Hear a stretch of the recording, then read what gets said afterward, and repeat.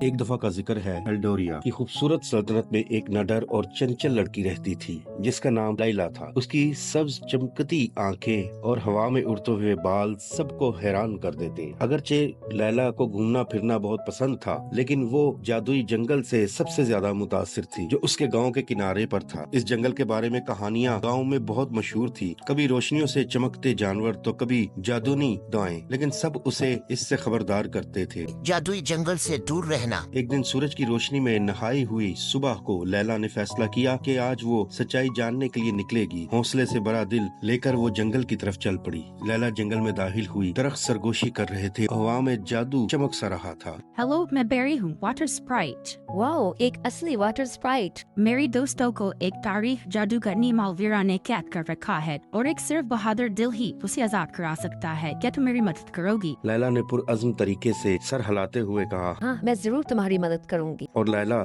بیری کے ساتھ جنگل کی طرف چل نکلی۔ سب سے پہلے ایک پیگزی آئی اور پیگزی نے لیلا سے ایک چیلنج پورا کرنے کو کہا۔ پیگزی نے شرارتی انداز سے پوچھا، وہ کیا ہے؟ اس کی چابی ہوتی ہے مگر دروازہ نہیں ہوتا۔ دوسری پیگزی مسکرا کر بولی، وہ کیا چیز ہے جو ٹوٹ سکتی ہے مگر چھوئی نہیں جا سکتی؟ لیلا نے اپنی دنائی کے ساتھ جواب دیا۔ راز اور وعدہ۔ اس پر دونوں پیگزیز بہت خوش ہوئیں اور اس کے ساتھ آگے بڑھ گئی۔ آگے ایک ریچھ آیا۔ ریچھ نے غصے سے لیلا کی طرف دیکھا اور اس سے پوچھا، وہ کیا چیز ہے جو سب سے زیادہ طاقتور ہے اور ہوا سے بھی زیادہ تیز ہے؟ لیلا مسکرا کر بولی۔ مہربانی اور صبر۔ لیلا کے اس جواب پر وہ ریچھ نرم ہو گیا اور اسے لیلا کو یہ پتا چلا کہ اصل طاقت جسمانی نہیں بلکہ دل کی نرمی میں ہوتی ہے۔ لیلا بیری کو لیے آگے جنگل کی طرف چل رہی تھی تو آگے ایک الو آیا۔ اس الو نے لیلا سے پوچھا، بتاؤ وہ کیا چیز ہے جو ایک بار کھو جائے تو کبھی واپس نہیں آتی؟ وہ ہمیشہ تمہارے سامنے ہوتی ہے مگر تم اسے کبھی دیکھ نہیں سکتی۔ لیلا نے جواب دیا۔ وقت اور مستقبل۔ لیلا نے الوؤں سے سیکھا کہ وقت بہت قیمتی ہے اور ہمیشہ آگے کی ہی سوچنی چاہیے۔ پھر یہ سب آگے بڑھے اور ملویرا کی سلطنت میں داخل ہوئے۔ ملویرا غصے سے بولی، تم یہاں میری سلطنت میں کیا کر رہی ہو؟ لیلا نے بہادری اور پرجوش انداز سے جواب دیا۔ ہم یہاں جنگل کے جانوروں کو آزاد کرانے آئے ہیں۔ پھر ملویرا ہنسی اور اندھیرا روشنی سے ٹکرا گیا۔ دوستی اور بہادری تمہارے جادو سے کہیں زیادہ طاقتور ہے۔ لیلا نے زور سے جواب دیا۔ پھر پیگزیز اور دوسرے جانور اس کے گرد اکٹھے ہو گئے اور روشنی اندھیرے کے اوپر غالب آ گئی۔ جیسے ہی اجالا ہوا، ملویرا وہاں سے بھاگ کھڑی ہوئی۔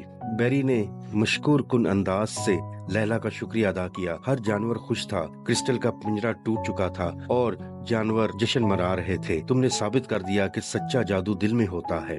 جادوئی جنگل پہلے سے زیادہ روشن ہو گیا اور لیلا کو جنگل کا محافظ کہلایا جانے لگا۔ وہ بہادر دل لڑکی جس کے بال بکھرے ہوئے تھے اپنی اصل منزل پا گئی۔ اس کی کہانی نسلوں تک سنائی جاتی ہے۔